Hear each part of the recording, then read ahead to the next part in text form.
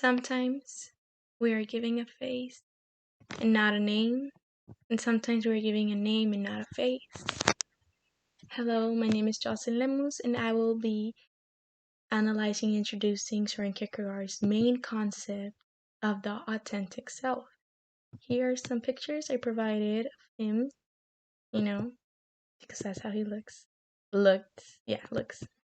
So I will begin by questioning, who am I to say I know myself well enough?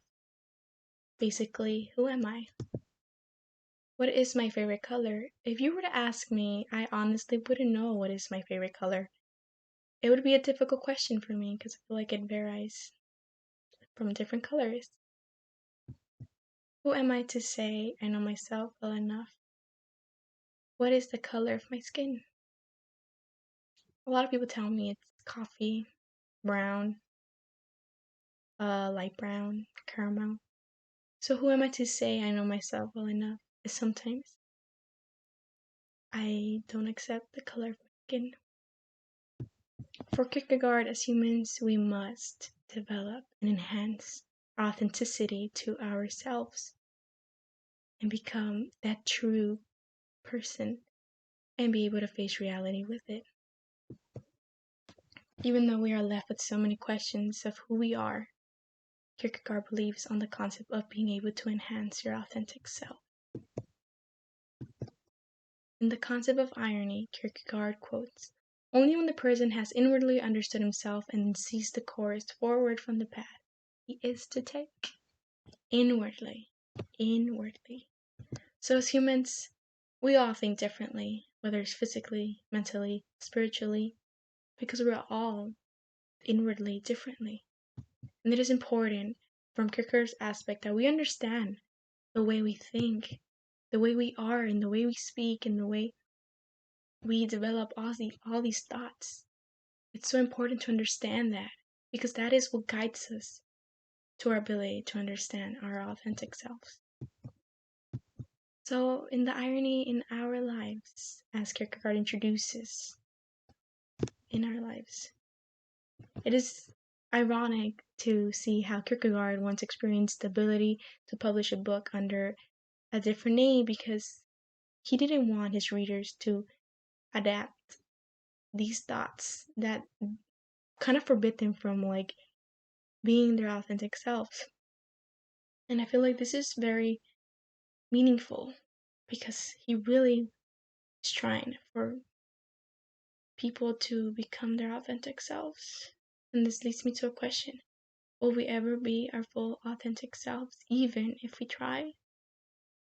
I feel like it's very hard to try to understand and answer that question. It's very interesting. So, decision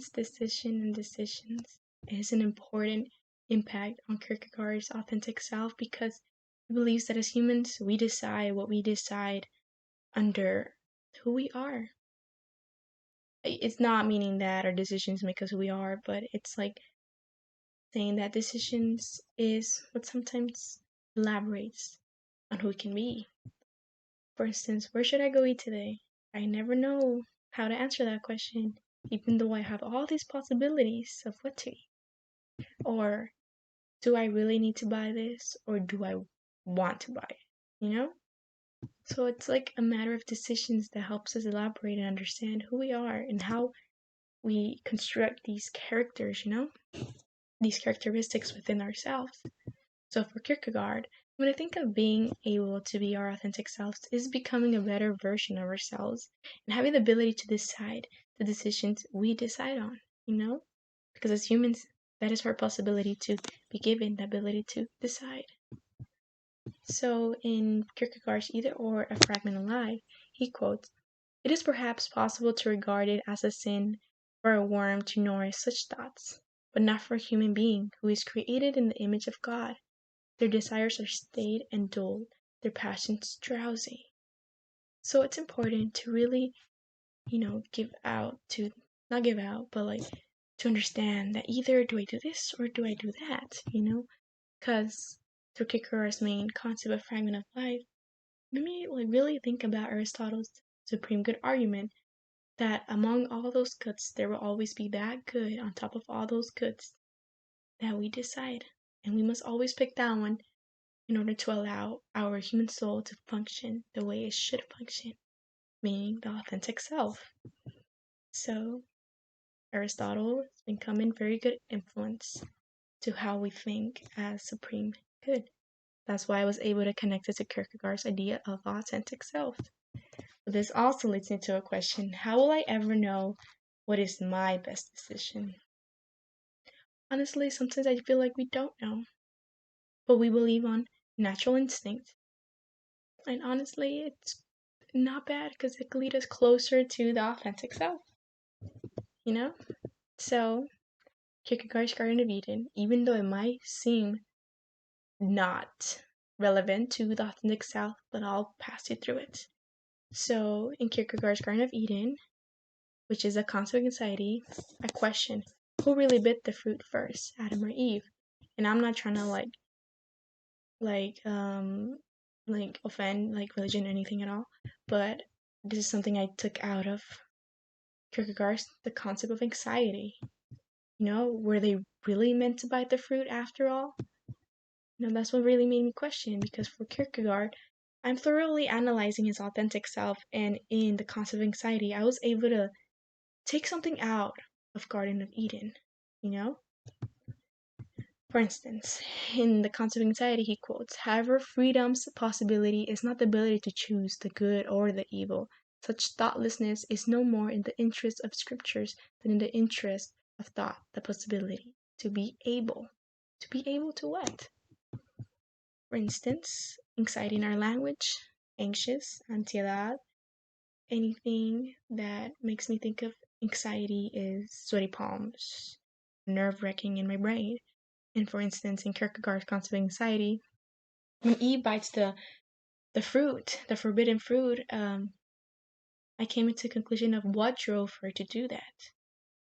And in the concept of anxiety, sometimes we are led to these decisions of why we do such thing without actually really thinking. Like my conclusion of why she bit it was through Kierkegaard's the concept of anxiety was because maybe that was what her instinct guided her to, even though a snake persuaded her to. But it was about her determination, in the eyes of Adam. Why would she do it? Maybe that was her way of escaping, and that's why Kierkegaard quotes once again, good or the evil. Possibility is not the ability to choose the good or the evil. So that was my intake of that. Maybe, but that was my takeaway of Søren Kierkegaard's authentic self. Who am I to say I know myself well enough? Kierkegaard? Who am I to say I know myself well enough?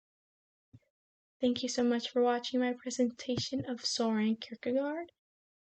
He's become a very great influence of the authentic self, and it's become very, very pleasing to read his work. Thank you very much. I appreciate my listeners.